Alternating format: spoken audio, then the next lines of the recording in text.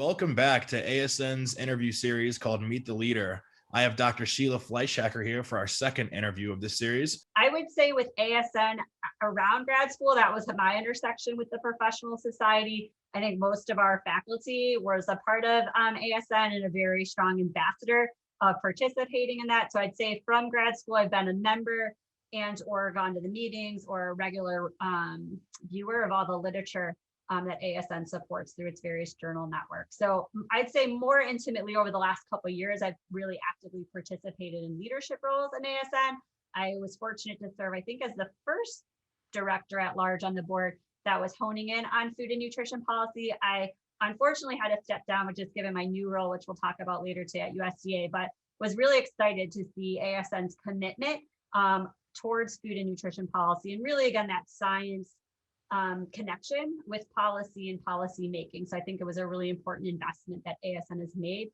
And I've worked a lot with Sarah Oherst on the Committee for Advocacy, Science, and Policy. And that's just been a really fun committee to serve on as a member, and now kind of as an ex facto member as a Fed, really just getting to see how our society weighs in on research, evidence-based policy making, and really, I think, brings together a lot of diverse and eclectic opinions. It's always fun, I think, to follow the committee discussions and emails and drafting to really see, how teamwork makes the dream work in terms of thinking through all the diverse perspectives people bring to the table. And I think a pretty collegial attitude, I think the majority of our members bring to some of those processes. Over the next 3 or 4 years, I think I've been a mentor to the ASN Science Fellows. And usually that's 2 a year. And it's been a fun experience for me to really mentor the next generation around this nutrition policy space. When I was in grad school, I think I had an interest and it quite wasn't there yet 20 years ago in terms of how we thought about nutrition policy. So it's nice to be able to pay it forward to the next generation. And they're completely, I think, in a much positive direction of like how we're thinking through nutrition science policy making. So it's nice to kind of have them learn some lessons from my experiences, but also recognizing they're in a completely different game and field in terms of moving this area forward. So it's been an exciting part for me. And I really appreciate ASN facilitating and supporting those mentorships, because I think it's been a really important part to have those fellows as a part of our society.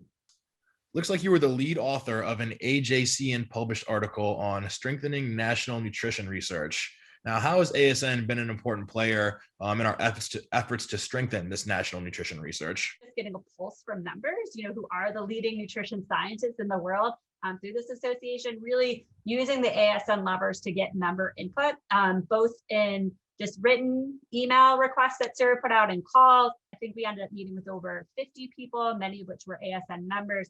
And again, that input, that formative work that we did, I think was really instrumental for us getting a landscape right, getting the options right. And then also, with really quickly, within a couple months, securing over 70 organizations supporting the effort. So I think a lot of that formative work was really instrumental to us being able to kind of accelerate that action. ASN, again, was also super supportive in publishing the report. When I was recruited for it, I think Dari said it'd be like 2 pages, maybe 10 to 20. And it ended up being, I think, about a 50-page document with a lot of supplemental materials. And, a lot of people would comment along the way that this is really going to be like the formative work for most graduate students going forward in terms of having an understanding of burden on nutrition science, having an understanding of the opportunities, and really understanding kind of the current landscape and what it could look like. So I'm really hopeful, at least in terms of that piece of us, is having a formative piece within our field and just kind of like, here's where we're at this point in time, and hopefully, inspires future action at a quicker level. Part of our review was kind of like going back through all the different efforts that have been made to improve federal nutrition research.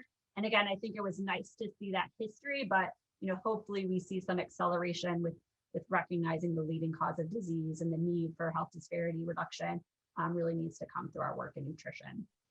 That's really cool. That's awesome. And do you have any words of wisdom or advice for the future nutrition law and policy leaders that may just be beginning or quite early in their journey?